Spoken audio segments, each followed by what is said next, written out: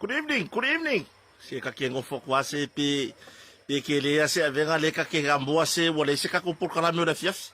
Yo. Ya, ya so so ko vai malu puenga fo ile fa fo ta po fo ela tunu. Ah, wa fai si o pisi. Mai yar ka ya o de wa po. Ingai ko ko ngia fo fa ainga ya po ngai fo fanga fo ya wale ati na e ne ainga. Yo.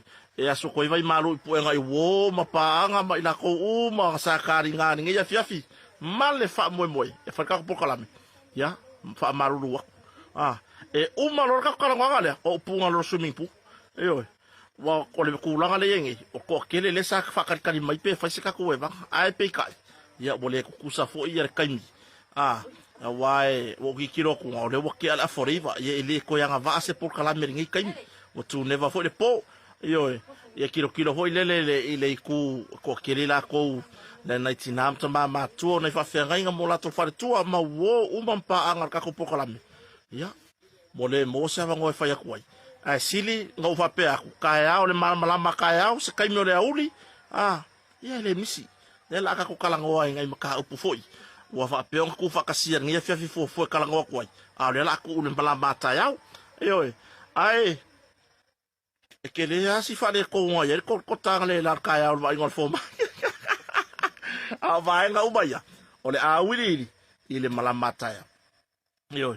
La wid idi uman malama kaya. Mbea no le kuwa kulunga le fuai.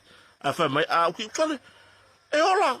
Ola mga kwasa mea foi le se le fua masanga ke kulunga ki kirola ya po le alfa gum.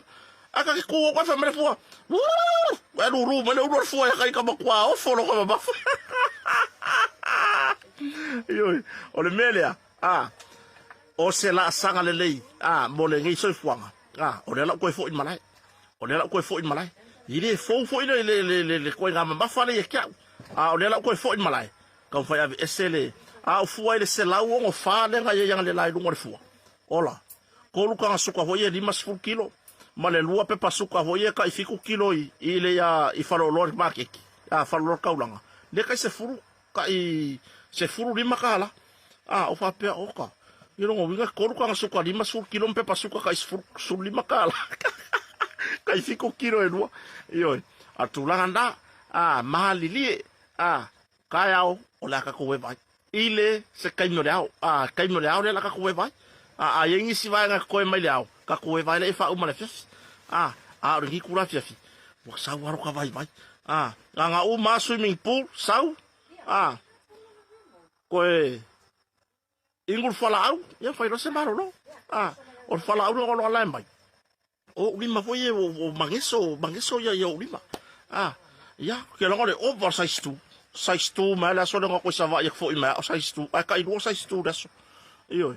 Ya. O se, o faro no mangeso ngeso ho yo lima. Va per si le vai forma. Ya la ngo i fale mai nga ya peanut. O la fine foi o le fiona le fai pole ya sala peanut. Ya. O foi ngo ske fo mo. Esme. Pole ngo ngol fo mai ke o se.